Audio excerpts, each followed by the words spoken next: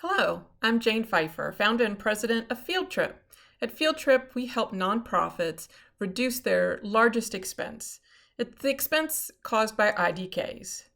IDK stands for I don't know you.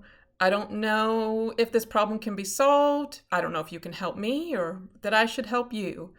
And those IDKs add up and create the cost of lost opportunities.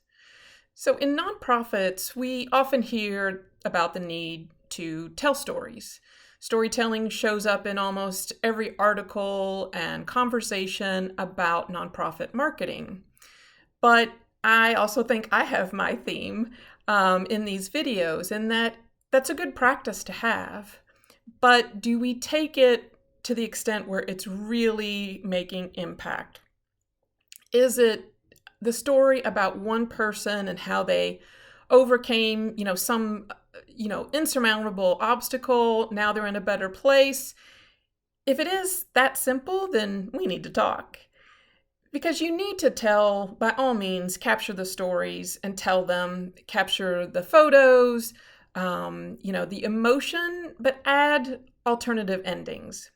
And what I mean by this is we typically take a story and put it out into the world without thinking that different audiences, different people need a different ending or a different version of that story.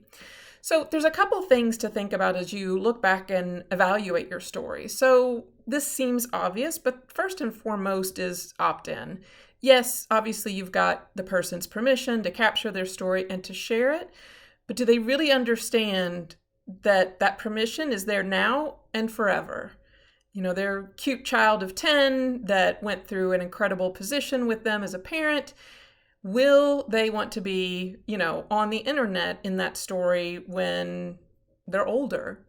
So again, just double click on that and make sure that you understand the significance of participating in a testimonial.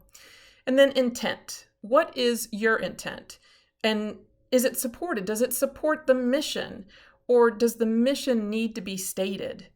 Does it come across too subtle and you expect people to kind of connect the dots? Or is it really clear how this story makes it clear what your organization provides and the good work?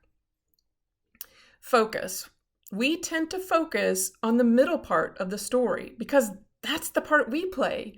That's where we meet someone that we can help, and after working together, they're in a much better place. So of course, we want to focus on the journey, but we're not the hero of the story. What should be is not even the testimonial, but the story of how the world becomes a better place when we solve really tough social issues, one person at a time.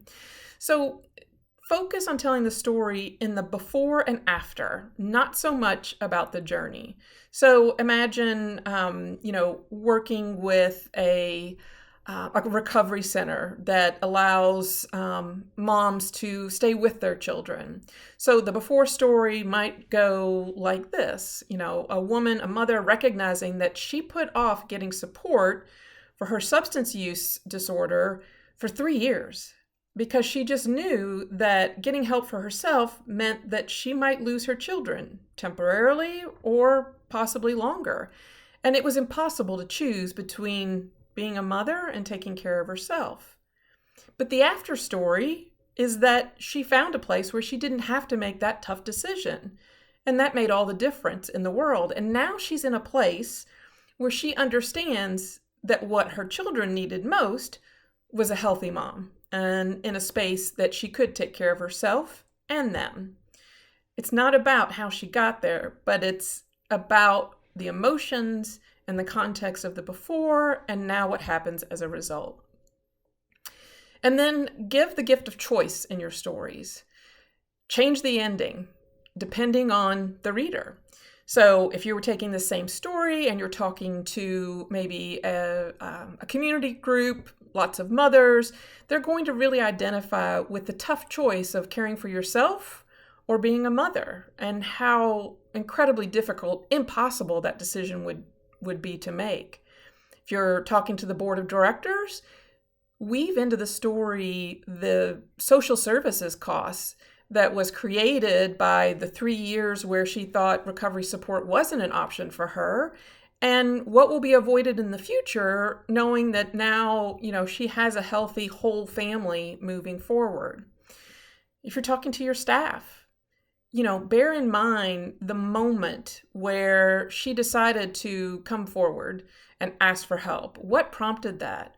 Or was there a specific point in her journey where a conversation or an activity or something just clicked for her, and was a team member involved in that? Demonstrate how the smallest things, the way you answer the phone, the way you greet someone, can make a huge difference to someone who's trying to take that first step. And you could play out multiple endings based on who you're talking to. So that customization is really important. And it's important just as much in not the version of the story, but where and how you tell the story. There might be one version for social media, another for a presentation at the gala, and then yet another based on, trying to get referral sources to understand the value of the work that you do.